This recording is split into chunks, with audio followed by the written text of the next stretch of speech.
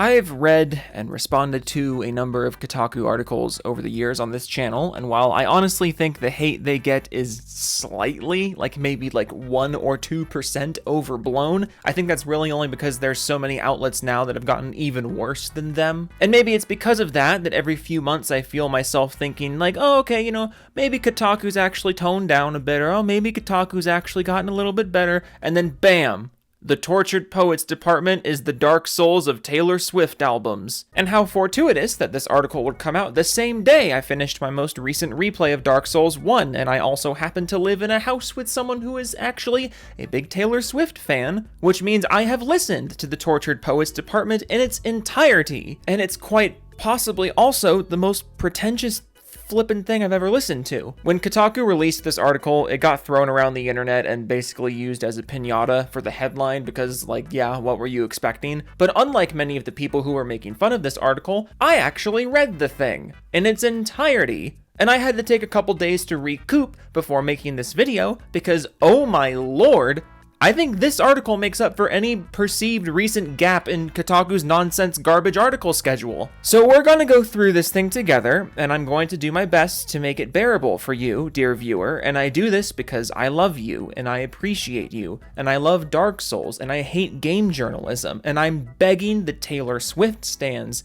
to listen to literally anyone else. Okay, so the article begins thus. Ahem. The Tortured Poets department is the Dark Souls of Taylor Swift albums. I know how that sounds, but give me a chance to explain. And yeah, you're gonna have to explain this one, because if you're describing the new Taylor Swift album as a dark-toned and challenging experience that pushes the listener to learn more about the world they're in order to piece together the story and push themselves through the tough challenges in order to finally reach the cathartic and unique moment of completion after reaching its conclusion, and you understand your character's place in this world and why you've been struggling through it all.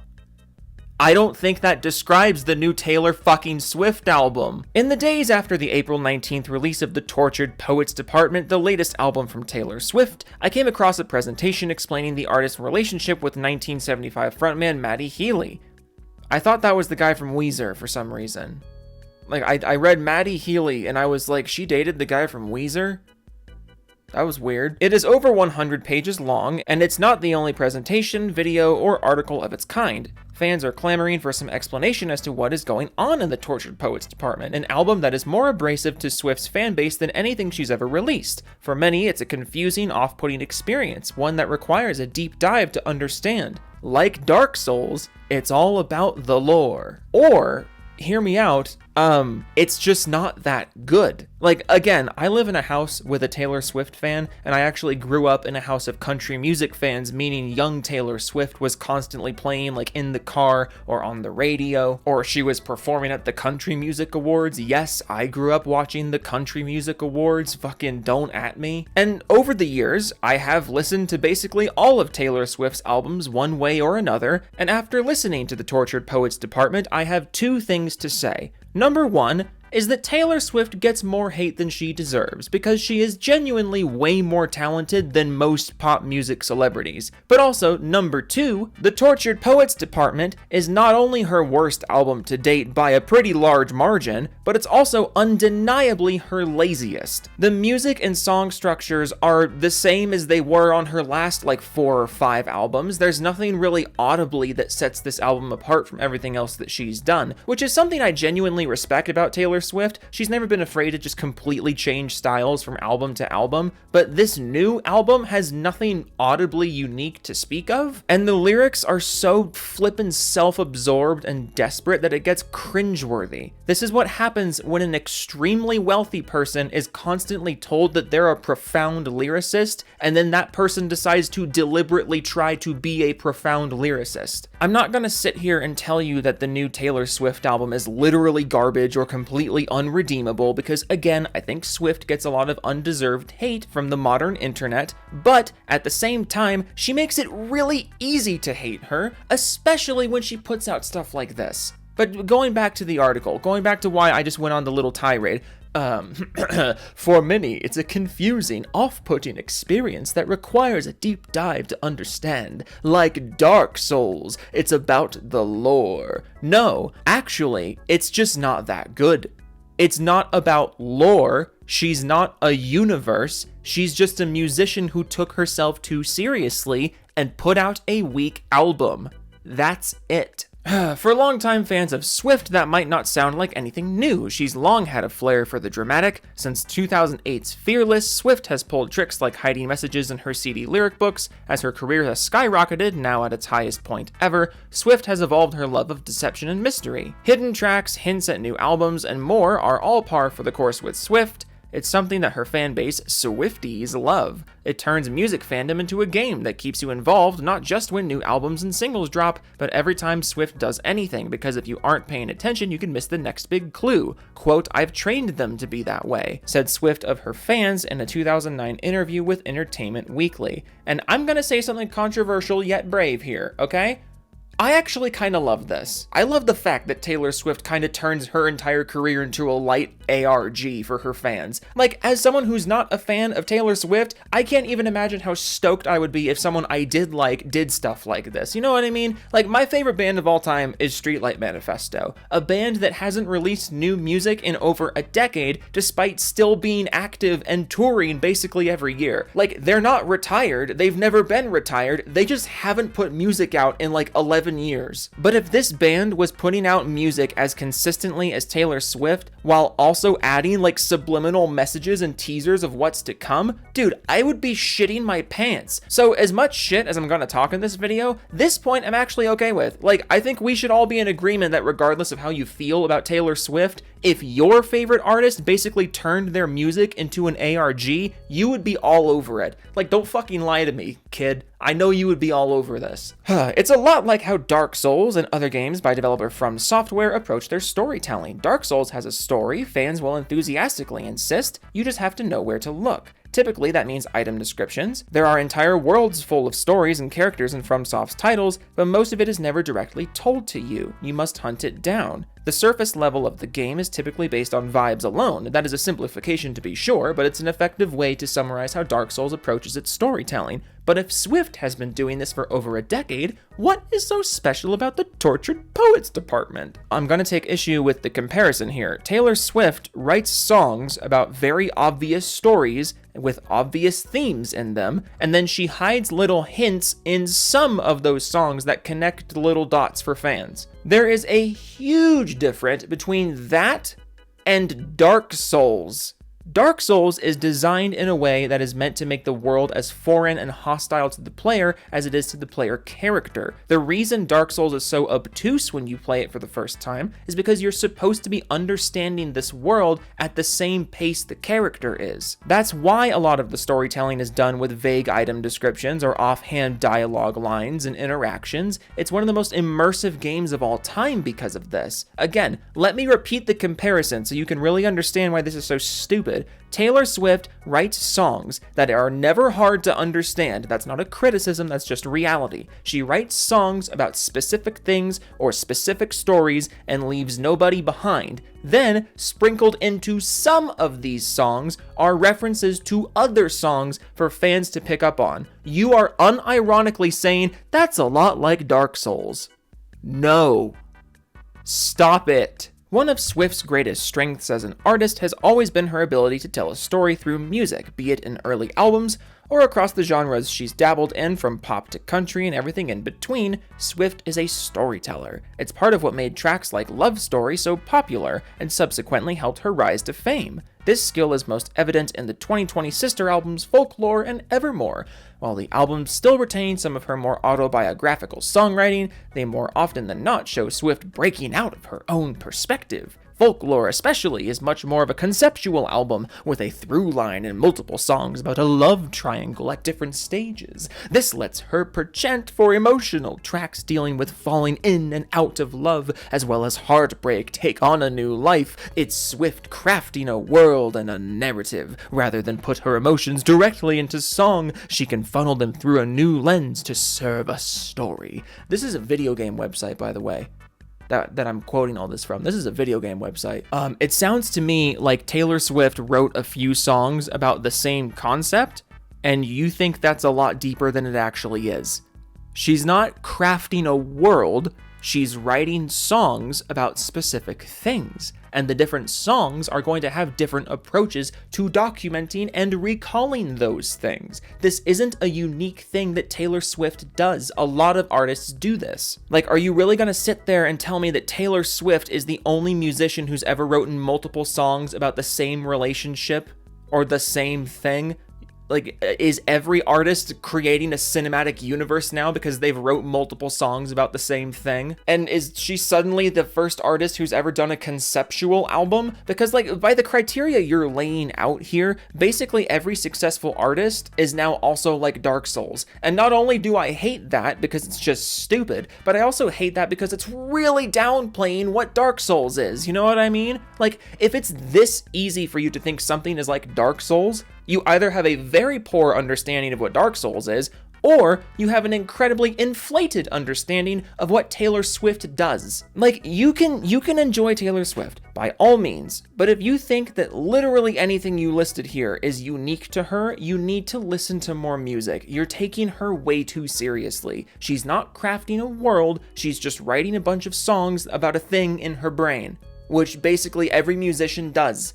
If this is the criteria for being like Dark Souls nowadays, you people need to go actually play Dark Souls for once, please. The Tortured Poets department, on the other hand, lacks that authorial intent. That isn't to say there isn't a point to the album, it's just more musically and narratively messy. Rather than the tour de force breakup album about longtime boyfriend Joe Alwyn that fans expected the album to be, the album is much more about her infatuation with 1975 frontman Maddie Healy and her fans' reaction to it. For those who don't know, Healy and Swift began dating in May of 2023. When the couple first emerged together, Swifties disapproved. Healy had gotten in trouble for a series of controversies around perceived racist behavior. By June of 2023, the couple had broken up. The Tortured Poets department is largely a chronicle of Swift's strong feelings for Healy, for better and worse. The track, But Daddy I Love Him, is about Swift's anger at fans for ridiculing her choice of partner as not being proper, despite her love for him.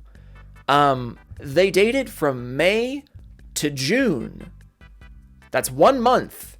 And not to give credence to the Swifties here, but if the Swifties didn't like the relationship, and the relationship couldn't even last a full 3-month trial, then I think the Swifties may have been onto something, and Mrs. Swift should get over it. Like, not to get up on my happily married man high horse, but I can't imagine dating someone for a singular month and then feel the need to write a big love song dedicated to my defiant love of this person after we broke up in less than 30 days. Like, if you ever wonder why people get annoyed at Taylor Swift's portrayal of love and relationships, this would be why. But before we get too far into that topic, let's just go back to this section of the article because I love how this paragraph starts. The new album, quote, lacks that authorial intent. It's just, quote, more musically and narratively messy. Those are some roundabout ways of saying it's below Taylor Swift's standards. And if you ever wonder why people get annoyed at Taylor Swift's fan base, this would be why. Because even after you acknowledge that she made something below the quality that you expect from her, you can't even criticize her for it. Instead of criticizing her for it, you start digging into her personal life to find enough lore to turn a person into Dark Souls. Maybe the storytelling you're perceiving from this album is so obscure and indirect because it's not actually there. Maybe you're pulling too much meaning from this. Perhaps Miss Swift just got lazy and put out a subpar album with a handful of songs about things you know about. This is not even remotely like Dark Souls. Moving on. Swift is often reductively viewed as a musician who just makes music about her relationships, and many of her best songs clearly do mine her experiences with past lovers. But if it's true that the Tortured Poets department is another relationship-focused record from Swift, the relationship she's processing here is the one she has with her fan base. This conflict between Swift and her fans is central to the Tortured Poets department. It's an album about what it means to make it thanks to your fan base, only for that fan base to become judge, jury, visionary and executioner of your love, life, and music career. It's understandable why fans who have invested so much in the fandom are put off by it. Fun perspective, but counterpoint, the fans aren't the only ones put off by this album. I'm not sure if you noticed that. Maybe the shit just wasn't that good. To return to the Souls metaphor, audience... Oh good, I was getting bored. To return to the Souls metaphor, audiences often don't know how to deal with art that demands to be met on its own terms, when those terms mean being abrasive to the audience itself. While the Souls games have flourished since Demon's Souls was first released in 2009, they have a reputation for chewing up players who aren't willing to get good. If you've only played games that are about fulfilling player gratification and meeting your every need, Dark Souls will lay your ass out. It's a lesson in being humble. So is the Tortured Poets Department. It's an album that asks fans to consider that they're... I'm sorry. Fucking goddamn it. How are we here? It's an album that asks fans to consider that their parasocial relationship with Swift may not be for her benefit. The last track on the album, Clara Bow, reckons with this devil's bargain Swift has made with her fans for stardom. Okay. You're missing a critical detail. You're missing a critical detail here. Taylor Swift makes music. You listen to music and it's over. Dark Souls is a video game. It is an immersive, interactive world. You are meant to participate in this world. You are meant to explore it. You are meant to get chewed up and spit out by its challenges. Also, if you think Dark Souls isn't going to fulfill player gratification, then you probably haven't played it, but that's a whole other discussion. It seems to me like Taylor Swift wrote a bunch of songs that are in some way about her relationship with fans and critics, and that album was received less well than her other albums, and then you, in all your infinite wisdom, looked at that and were like, oh, Dark Souls is something that some people really like and other people don't understand because it's hard. These things are the same. Dark Souls humbles you. That's absolutely true. But Taylor Swift doesn't have the power to do that. She makes music. She's not going to humble you because it's not an interactive experience. It's music. There are a lot of inherent differences between how you interact with music and games. Humbling yourself to listen to something you don't want to listen to, or humbling yourself to listen to something that you don't particularly enjoy, that is not the same thing as Dark Souls, which humbles you in the sense that it doesn't give you instructions. It doesn't give you yellow lines or HUD icons. It doesn't hold your hand. It doesn't give you an easy mode. It doesn't give a shit how many times it flips you inside out and throws you back to the last bonfire. And if you're not willing to play the game by its rules, you're not playing the game at all. But if you stick with it, you'll be treated to one of the most unique and emotionally powerful experiences video games can offer. The fact you're trying to equate a subpar Taylor Swift album to this is just... I think you might be in too deep on this one. I think it's possible you're in too deep on this one. This conflict also has Swift turning the Tortured Poets Department into a musically... And I keep forgetting what TTPD stands for. I'm gonna just start saying the first words that come to mind anyway. I don't want to do this anymore. This conflict also has Swift turning the Turtles' Toot police departments into a musically inconsistent album that, in its anthology form, includes 31 tracks with few songs that feel like epic ballads or radio-ready hits. Maybe this sucks, maybe it's not what you think I should do. What are you going to do about it? Swift seems to ask. Especially grading tracks like Florida are akin to the notorious poison swamps of many FromSoft games. Yeah, abrasive is one way to describe that song. I've been kind of apologetic in this video about the actual quality of new Taylor Swift music, but Florida, that song is genuinely horrible. I would play a whole game of FromSoft swamp levels before listening to that again. That song is fucking awful. It's an incredibly risky yet confident statement from Swift that makes me see the Toodles Padoodles Doodles in a more positive light. As Giovanni Colantonio? Okay. Writes on Medium, it may very well be the most hostile mainstream pop record we'll ever see from an artist of this level of public attention, but this boldness also lacks musical cohesion, and the album falls flat to the ears, leaving both Swift and her fans to fall back on lore as a crutch. Again, maybe the album just wasn't that good. Like, if you're falling back on the lore of a human being to defend an album, like, maybe you're just thinking too hard about it. No other musical artist gets handled with kid gloves the way Taylor Swift does. It's so strange. Someone else puts out a bad album, you don't see major outlets being like, hang on guys, it may be bad, but what about their ex-boyfriend? The Tortured Poets department leaves fans craving more, and after so many years of hidden messages, the only way to satisfy that urge is to dive into the lore. It has turned Terry Tate's platypus doodle into the pinnacle of the fandom culture for Swifties. An equal, if not greater, amount of time can be spent reading and watching explainers about the album than actually listening to it in hopes of uncovering more secrets. Just as many FromSoft fans will spend time watching Vata video explainers about the latest Souls game or reading a 107-page fan-made lore Bible for Bloodborne. Yes, those two things are completely the same.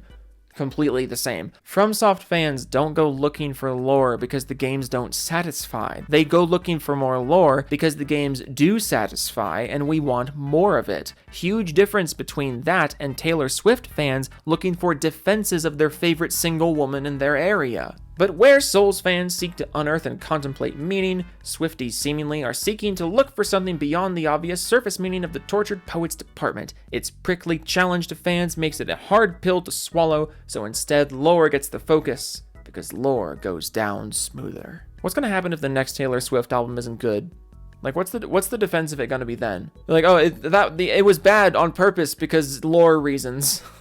It needed to be bad for the lore to work. God, Taylor Swift's business model is impeccable. She has a giant catalog of music, and a lot of that music is generally seen as good, so she can literally do whatever she wants now, and if the new stuff sucks, then she can just depend on her fans to find a lore reason for why it's actually good. Like, no other artist gets treated with this kind of kid glove handling, which is weird because Taylor Swift is richer than basically everyone else. So, like, why? Why are you treating her so defensively? She doesn't need you. God, I love Dark Souls. I love it so much. And I hate this article. I hate it so much. Look, if you still don't get why this comparison is dumb, just go play Dark Souls 1. You will almost immediately see why this is so stupid. I did my best to explain it, but there's some things that they're just hard to explain. I'm sure you understand if you've played Dark Souls. And like, I don't mean to get worked up over a stupid article like this. I know it's all silly at the end of the day, but as someone who absolutely adores Dark Souls 1